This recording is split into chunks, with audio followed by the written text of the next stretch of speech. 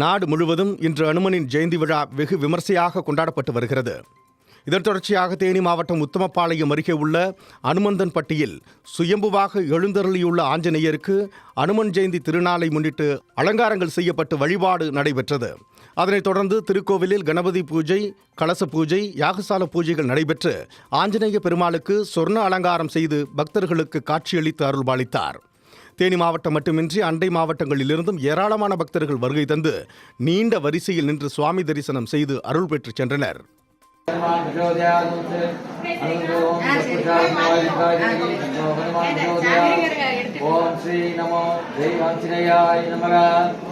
கன்னியாகுமரி மாவட்டம் திருவட்டாறு ஆஞ்சநேயர் கோவிலில் ஆஞ்சநேயர் ஜெயந்தியை முன்னிட்டு பஞ்சமுக ஆஞ்சநேயருக்கு பால், தேன், இளநீர், பன்னீர் உட்பட அஷ்ட திரவியங்களால் அபிஷேகம் நடைபெற்றது.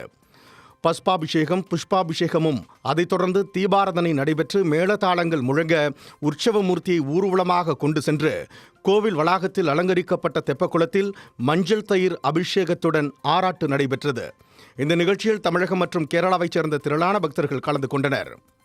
இதேபோன்று கன்னியாகுமரி சுசீந்திரம் அருள்மிகு தானுமாலையன் சுவாமி கோவிலில் உள்ள ஒரே கல்லாலான மிகவும் பிரசித்தி பெற்ற 18 அடி ஆஞ்சநேயர் சுவாமிக்கு ஆஞ்சநேயர் ஜெயந்தி விழாவை முன்னிட்டு வெகு விமர்சையாக பால், பன்னீர், சந்தனம் உள்ளிட்ட 16 வகையான பொருட்களால் அபிஷேகம் மற்றும் சிறப்பு பூஜைகள் செய்யப்பட்டு பக்தர்களுக்கு பிரசாதமாக லட்டு வழங்கப்பட்டது.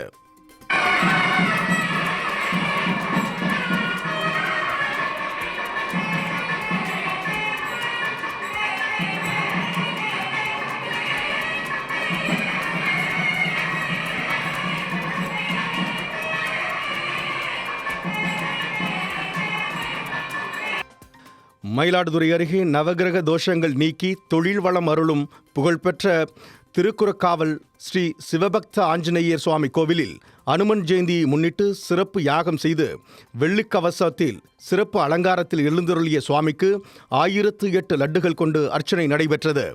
இந்த நிகழ்வில் திரளான பக்தர்கள் கலந்து கொண்டு சுவாமி தரிசனம் செய்தனர்.